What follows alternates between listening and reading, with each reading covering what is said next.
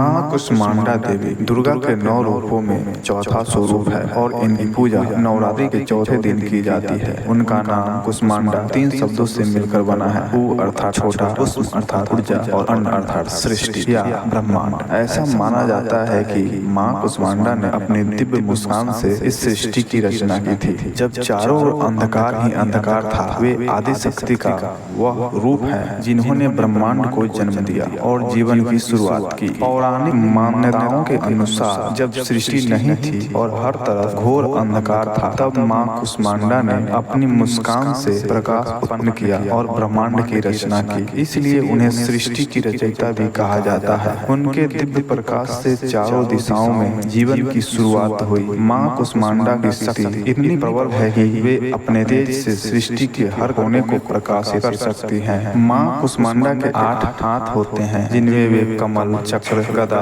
धनुष, बाण, अमृत कलश, जप माला और कमंडल धारण करती हैं। उनका वाहन सिंह है, जो शक्ति और साहस का प्रतीक है। उनके 8 भुजाओं के कारण उन्हें ध्वजा देवी भी कहा जाता है। माँ कुष्मांडा के इस स्वरूप की स्थापना साधक को बल और स्वास्थ्य होती है। कहते हैं कि माँ कुष्मांडा ही इस संसार की आदि शक्ति है और उन्होंने ही ब्रह्मांड की रचना की है। इसलिए उनकी आराधना से मनुष्य को दीर्घायु, समृद्धि और सुख की प्राप्ति होती है। माँ की कृपा से साधक के जीवन से रोग, शोक और दुखों का नाश होता है। साथ ही साधक को सकारात्मक ऊर्जा और नई शक्ति प्राप्त होती है। माँ कुष्मांडा की पूजा करने से साधक को आध्यात्मिक उन्नति प्राप्त होती है और उसके जीवन में सुख समृद्धि का संचार होता है। उनकी आराधना से भक्तों के सभी कष्ट समाप्त होते हैं और वे दीर्घायु, आरोग्य और ऐश्वर्य प्राप्त करते हैं। उनके आशीर्वाद से भक्तों का जीवन कल्याणमय हो जाता है और वे जीवन के हर संकट का सामना करने में सक्षम हो जाते हैं। इस प्रकार माँ कुष्मांडा की उपासना से भक्त को सुख, समृद्धि और शांति प्राप्त होती है और जीवन में प्रकाश और ऊर्जा का संचार होता है।